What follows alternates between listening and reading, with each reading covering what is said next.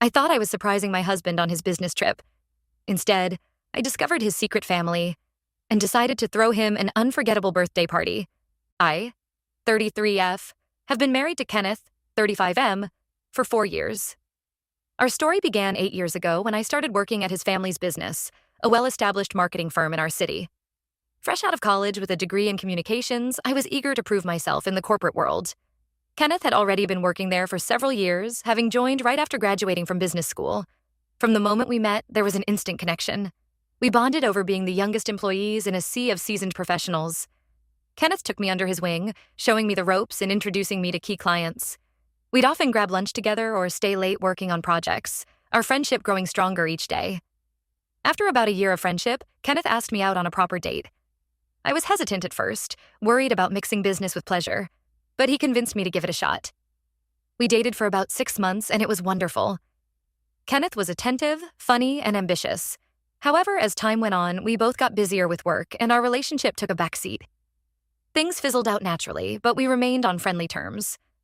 For the next couple of years, we didn't see much of each other outside of work. I focused on building my career, taking on more responsibilities, and even leading some major campaigns. Kenneth continued to climb the ranks in the company, impressing everyone with his business acumen. Then, when we were both 29, we reconnected at a mutual friend's wedding. I remember the moment I saw him across the room.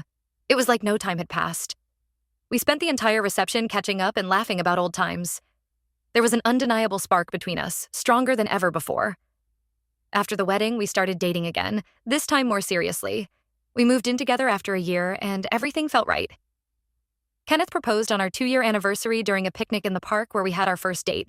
It wasn't a grand gesture, but it was perfect for us. I said yes without hesitation. We had a small, intimate wedding with just our closest friends and family. The first few years of marriage were blissful. We both worked hard at our careers. I had left Kenneth's family's company to start my own small marketing agency, while Kenneth continued to excel at his family's business. We traveled, spent time with friends, and enjoyed building our life together. Of course, we had our share of arguments and disagreements, but nothing major. I trusted Kenneth completely and thought we had an open, honest relationship. We talked about everything, from our hopes and dreams to our fears and insecurities. Or so I thought. About 6 months ago, Kenneth told me he had to go on a week-long business trip for an important client meeting. I was disappointed because it was the week of his 35th birthday, and I had wanted to plan a special celebration. But I understood it was important for his career, so I didn't make a fuss about it.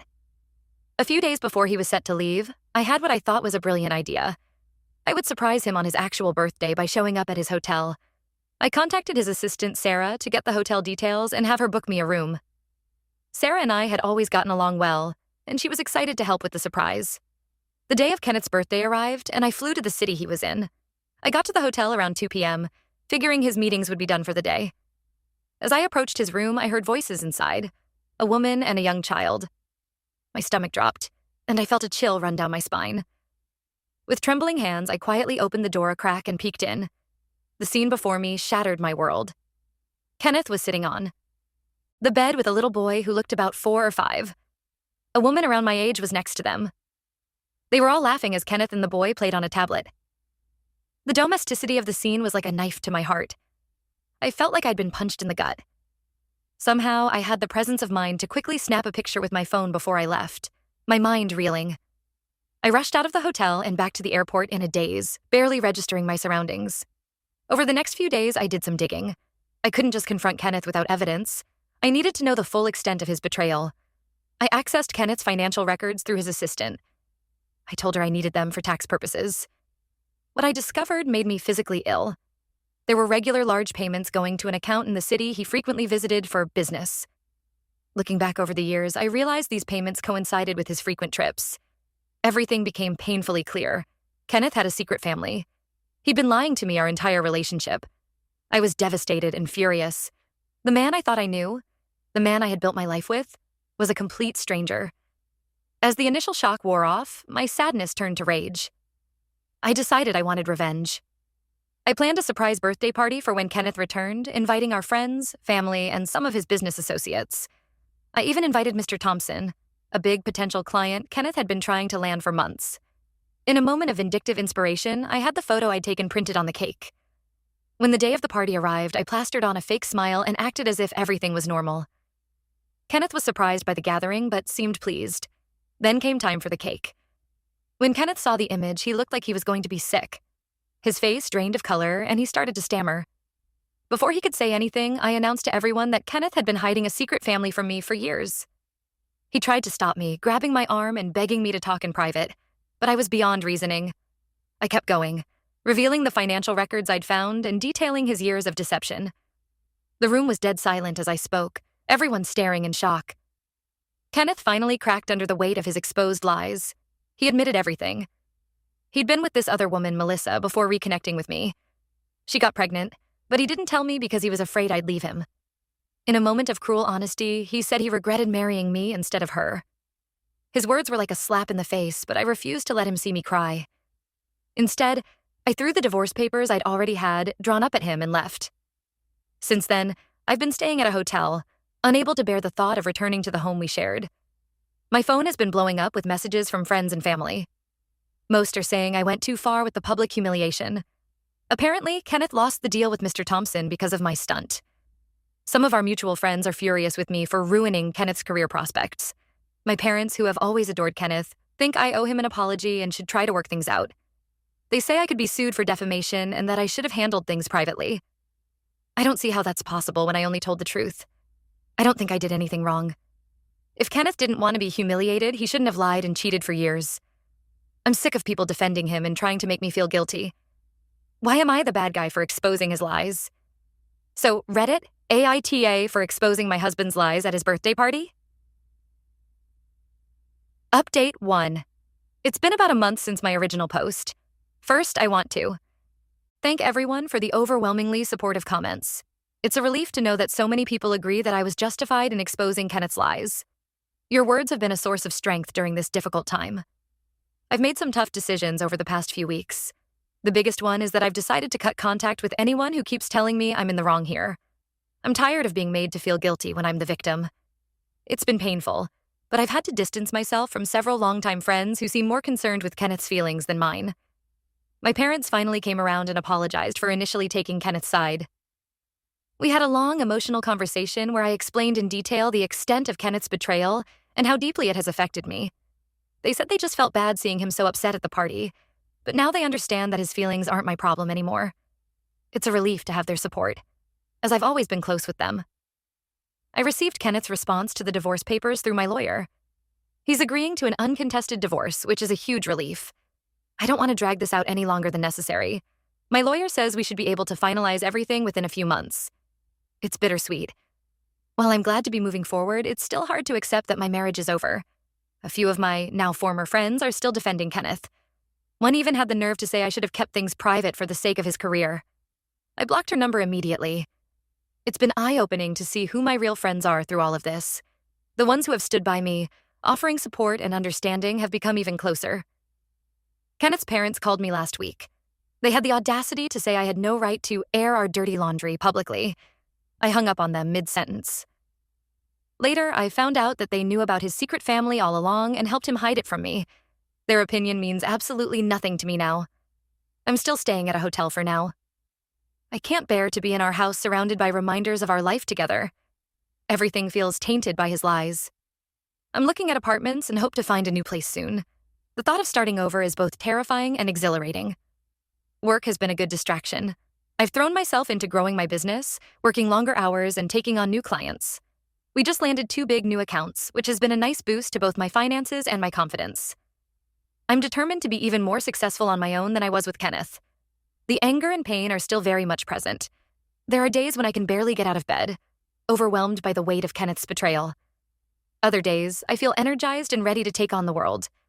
It's an emotional roller coaster, but I'm trying to take it one day at a time. I've had a few friends reach out to set me up on dates, but I'm not ready for that yet. The thought of opening myself up to someone new is terrifying. For now, I'm concentrating on healing and rebuilding my life. I need to learn to trust myself again before I can even think about trusting someone else. Part of me still can't believe this is my reality. I keep expecting to wake up and find out it was all a bad dream. But then I remember the look on Kenneth's face when he saw that cake, and I know it's all too real. The life I thought I had, the future I had planned, it's all gone. But I'm slowly starting to see that maybe that's not such a bad thing. Maybe this is an opportunity for a fresh start, on my own terms. I don't regret exposing Kenneth's lies for a second. He made his choices, day after day, year after year. Now he has to. Live with the consequences. I refuse to feel guilty for telling the truth. If anything, I feel liberated. No more lies, no more pretending. Just me, moving forward, one step at a time. Update 2. It's been almost a year since D-Day, and my life has completely transformed.